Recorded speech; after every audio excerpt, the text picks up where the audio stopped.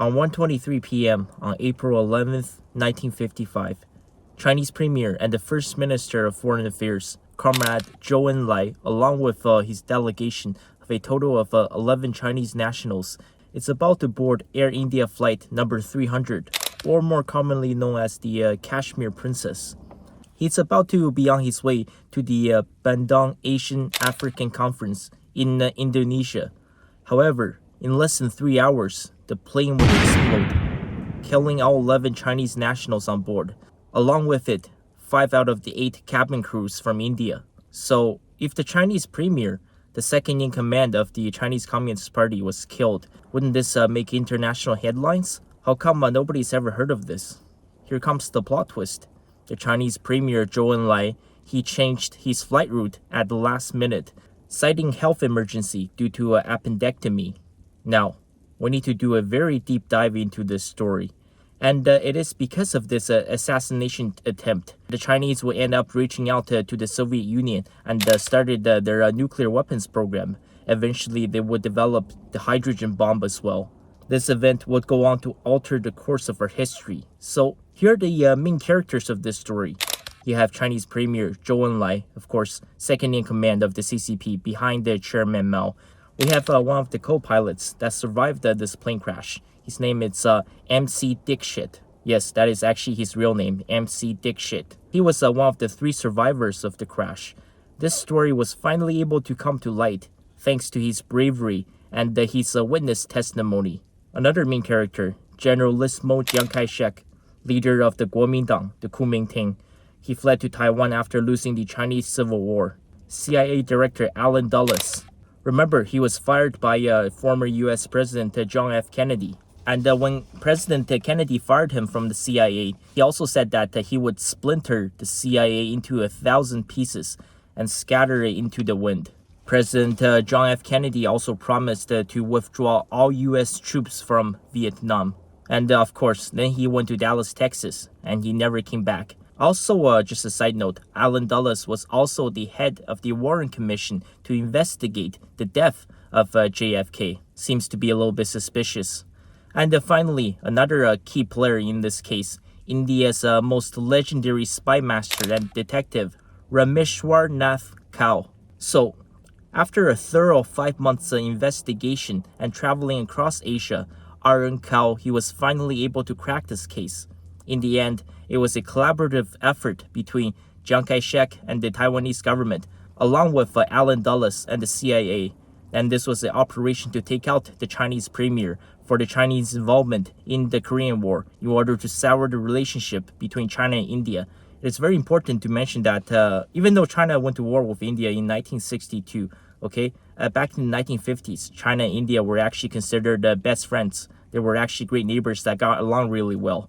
And this attempt was also to stop China from attending this Asian African Summit in Indonesia, so Western imperialism and colonial powers can continue their stranglehold on these countries by preventing the non-aligned movement. Finally, this assassination attempt was to stop China in their bid to gain a seat on the United Nations Security Council so that the Republic of China, aka the Taiwanese government, remains the only legitimate ruler of China. Just a little FYI, if you're doubting the accuracy of this case in the report, remember the fact that the Taiwanese people lived under the White Terror and also the martial law under Chiang Kai-shek for the next 40 years after he lost the Chinese Civil War. I mean, that itself should be all the evidence you will ever need to hear.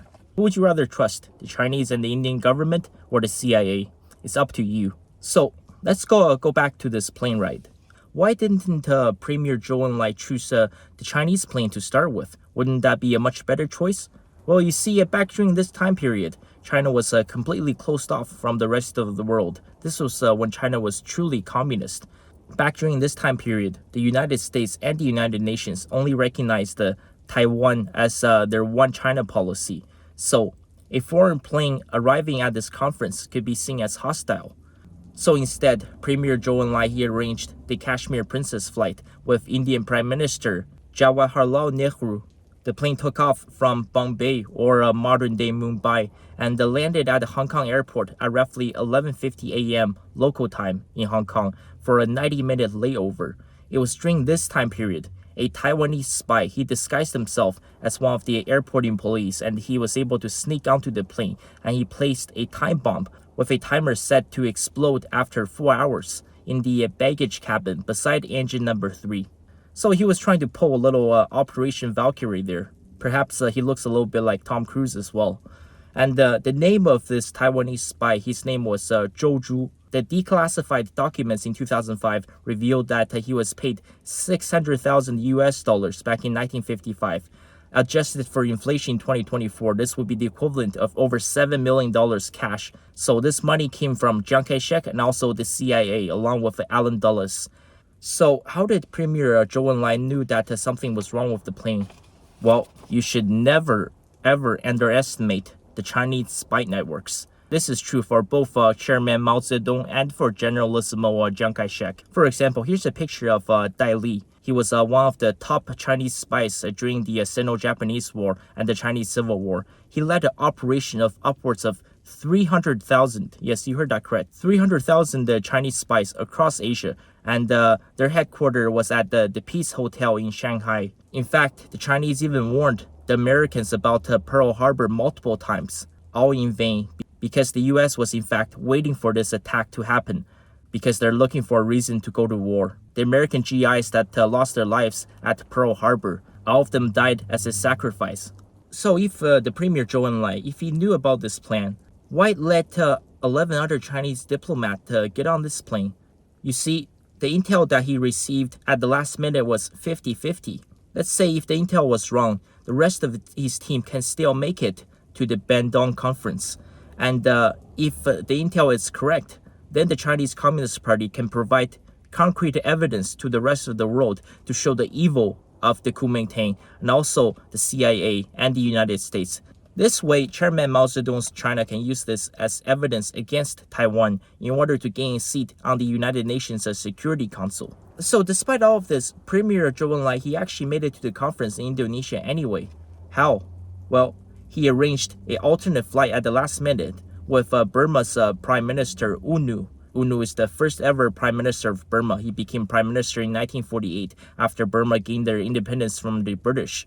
So Premier Zhou Enlai led a separate Chinese delegation along with Burmese Prime Minister U Nu, and they boarded the flight to Indonesia together.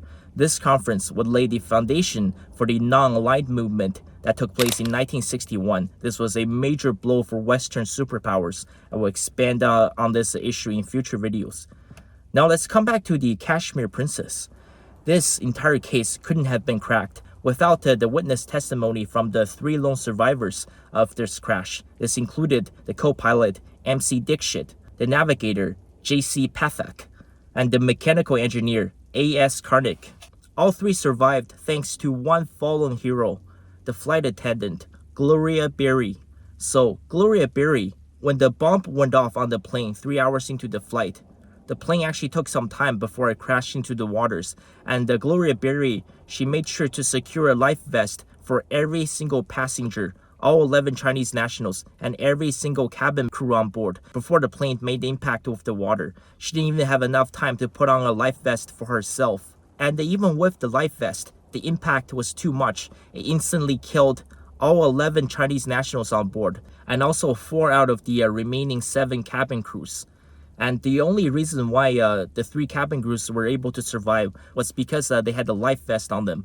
Also thanks to the fact that they were in the safe isolation of the cockpit, which avoided the worst of the crash. If it wasn't for Gloria Berry, the Kuomintang and the CIA plot might remain a mystery all the way until the end. It's also important to mention that the co-pilot, MC Dixit, he received the highest civilian honor by the Indian government, and he was also flown to Beijing back in 1982 to be honored by the Chinese Communist Party, and he was also awarded 50,000 rupees for his effort and his witness testimony to help RN Cal to crack this case. MC Dixit passed away at the age of 105 last year in 2023.